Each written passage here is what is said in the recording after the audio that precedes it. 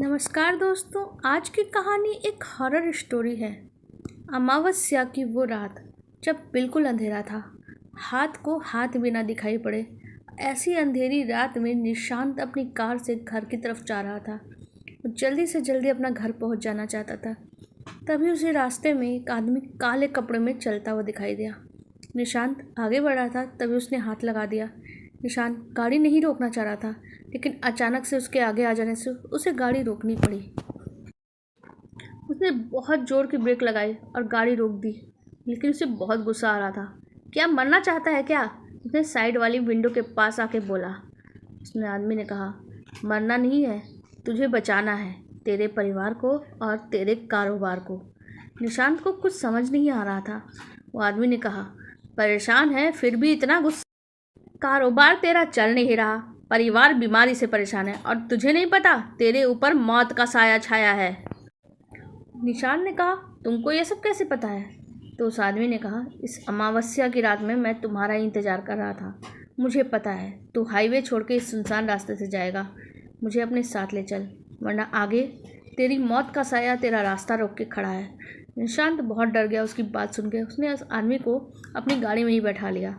निशांत ने गौर से देखा, काले कपड़ों में तो पहले कोई तांत्रिक था।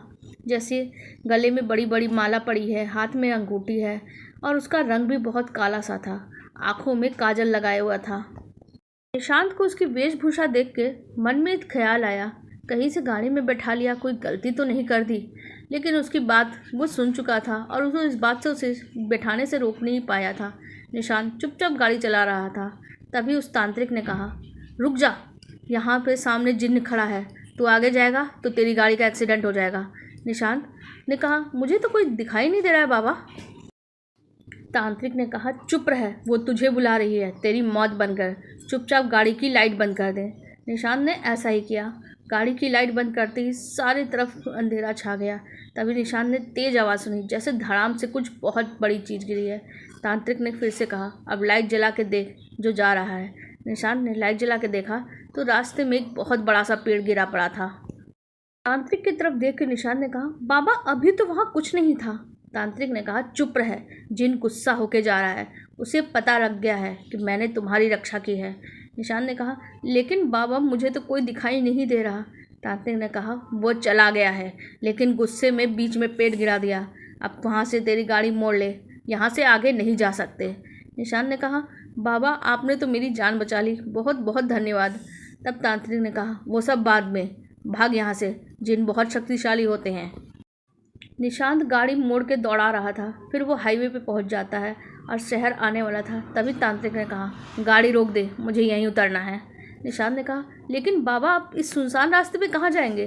तांत्रिक ने कहा, मुझसे सवाल मत कर, चुपचाप घर चला जा, कल रात को मैं तेरे घर पे आऊँगा। निशांत डर के मारे कुछ नहीं बोला और गाड़ी लेकर घर की तरफ चल दिया। घर पहुंच के उसने अपनी पत्नी रेखा को सारी बात बताई। रेखा ने कहा, सुनिए माँ, पिताजी को ये सब मत बताना, पिताजी पहले से ही बीमार है और माँ जी तो सुनेंगी बहुत डर जाएंगी। निशांत ने कहा, उस तांत्रिक ने मेरा पता भी पूछा है। अरे नहीं पूछा उसने तो, वो यहाँ कैसे आएगा? लेकिन रेखा ने कहा, वो सब छोड़िए, आप सही सलामत आ गए, बस यही काफ़ी है। अगले दिन ठीक रात के 9 बजे किसी ने दरवाज़ा खटखटाया। निशांत ने दरवाज़ा खोला तो सामने वही तांत्रिक खड़ा था। निशांत ने कहा, बाबा आपको मेरे घर का पता कैसे मिला? तांत्रिक ने कहा, मुझे पूजा करनी है, तेरे घर में किसी का साया है। तांत्रिक ने पूजा शुरू कर दी। तभी निशांत की माँ तांत्रिक के सामने आके बैठ गई। माँ ने कहा, मैं तुझे खा जाऊंगी। तांत्रिक, किसने भेजा है तुझे यहाँ?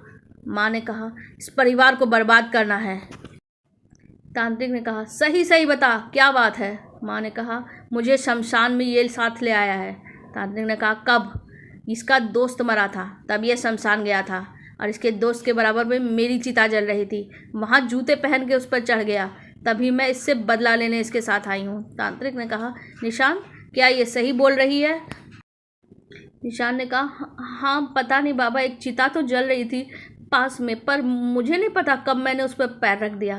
तांत्रिक ने कहा, शमशान में जूते पहन के क्यों गया तू? निशांत ने कहा, बाबा गलती हो गई। तांत्रिक ने कहा, लड़का गलती मान रहा है, जा चली जा यहाँ से। माँ ने कहा, नहीं, इसके बाप को लेकर जाऊंगी। तांत्रिक ने कहा, मेरे साथ चल, मैं तुझे मुक्ति दिला दूंगा। तो इस पर निशांत की माँ ने कहा, मुझे मुक्ति नहीं मिल सकती, मेरी बेटी भूखी है। तांत्रिक ने कहा, कहाँ है तेरी बेटी? उसकी माँ ने कहा, जमुना के पीछे झुग्गी में है, उसे भूखा छोड़ के भीख मांगने निकली थी, तभी एक ट्रक चढ़ गया मुझ पर। मेरी बेटी मेरा इंतज़ार कर रही है।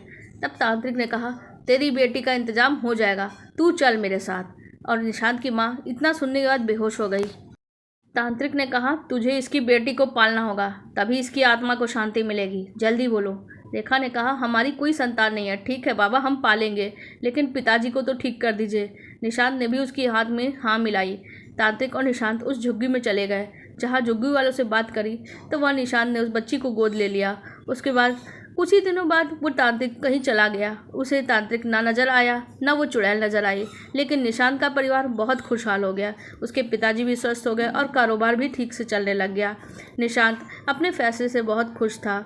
आपको हमारी ये कहानी कैसी लगी कमेंट सेक्शन में ज़रूर बताइएगा। साथ ही वीडियो को लाइक कर दीजिएगा और हमारे चैनल को सब्सक्राइब कर लीजिएगा। धन्यवाद।